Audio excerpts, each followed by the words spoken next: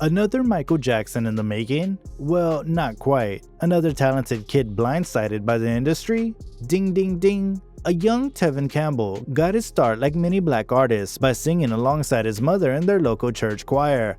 The universe worked its magic, and Tevin, with the connections and push from his mom, got the chance to audition via phone call for jazz player Bobby Humphries, who then flew him out to a New York showcase. It was at that showcase that Tevin got his first record deal, an acting gig for the NBC show Wally and the Valentines.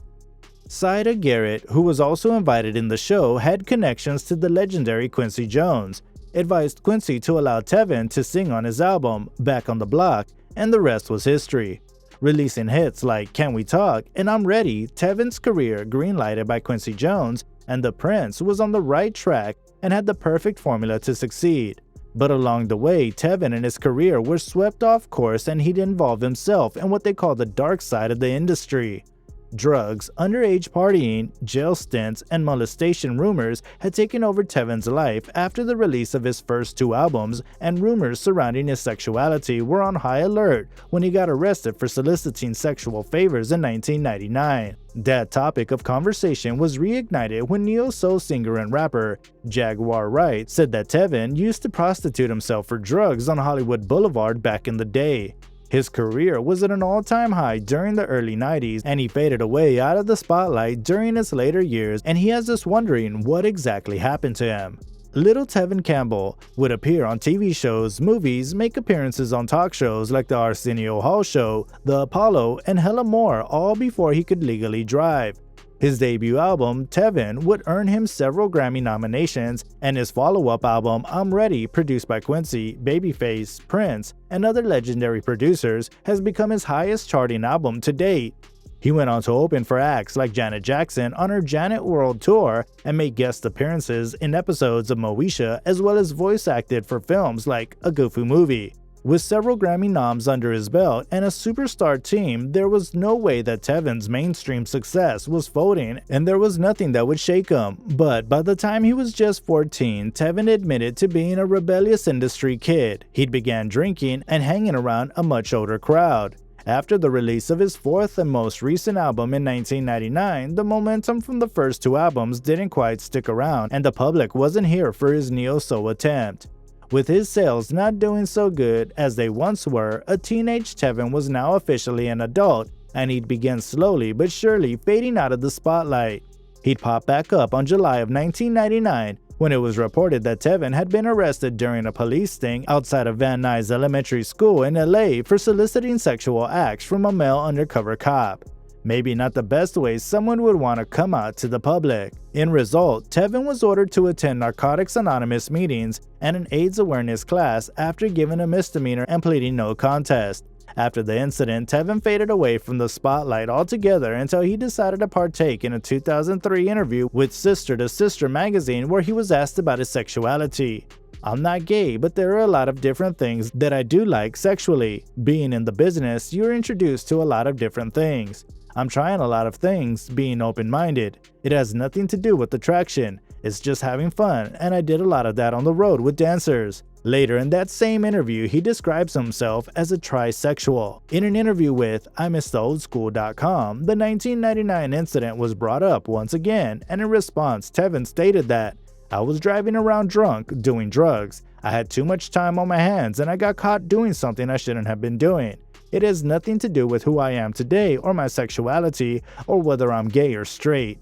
When asked whether or not he actually is a gay man, he said, that's nobody's business. If someone was interested in me and they want to be my friend or whatever, then we can talk. It's nobody's business what I like to do behind closed doors. I don't care what people think of me. I like a lot of different things, you have no idea. But that was all part of acting out and just being lost. And I got into a whole bunch of more trouble after that, which no one even knew about. I mean jail and really bad stuff. God was talking to me and telling me you better watch it. That arrest was just the beginning of a long road. Tevin again remained out the limelight for years until 2005 when he was cast as Seaweed in the Broadway musical Hairspray. In 2009, he made an appearance at the 2015 BET Soul Train Awards where he performed his song Can We Talk alongside producer Babyface. The following year, he made an appearance on The Monique Show in 2010 and performed at the annual Essence Music Festival in 2014. After a Twitter user, in true Twitter fashion, tweeted that someone suggested Tevin Campbell to sing at Aretha's tribute, under what rock did they pull that name from? Director-filmmaker Ava DuVernay stuck to her word and cast Tevin in several episodes of the Oprah Winfrey Network show Queen Sugar after she tweeted, rebuking any Tevin Campbell slander from millennials and plotting to write him into an episode of Queen Sugar somehow. In that same year, Tevin's name trended worldwide yet again when excerpts from a Quincy Jones interview he had done with Vulture magazine spread like wildfire around Blue Ivy's internet. In the interview, revelations about Quincy's past dating history with Ivanka Trump, industry tea about Marlon Brando sleeping with Richard Pryor, other industry folks, how he thought the Beatles were the worst group in the world, and a whole lot more were disclosed. I guess this prompted folks to bring up Tevin, but Tevin quickly shut down the rumors when he tweeted, "Now I'm trending, folks will really say some disgusting things.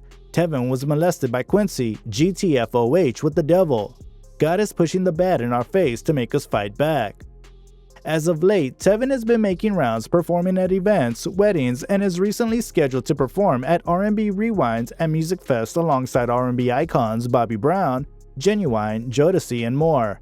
Things were a little shaky for Tevin for a while, but from the looks of it, he seems to be genuinely enjoying his life back in the public. Despite his trials and tribulations, he was able to turn his life around for the better and find his way back to himself. Being a young rising talent in the music industry can be a hassle for anybody, especially if you don't have the proper guidance and support of trusting adults backing you. For Tevin, although he had the support of his mom and others, he'd not only end up off track, he'd end up on an entirely different course. The conversation surrounding his sexuality has been up for debate for years, and unfortunately for him, he'd come victim to a society that viewed homosexuality as a huge no-no. His music career had taken a blow due to drunken mistakes he'd participate in, but throughout the years he dipped his toe back into his first love, which was singing. Although he's never officially come out as gay, the looks of his Instagram and Twitter accounts display the rainbow flag, and one could only assume what that means. As Campbell himself said, "Y'all homophobes gotta do better. The thing you will never ever be able to say about me is, that boy can't sing. That's the day I'll be sitting at home, crying, and that day will be never."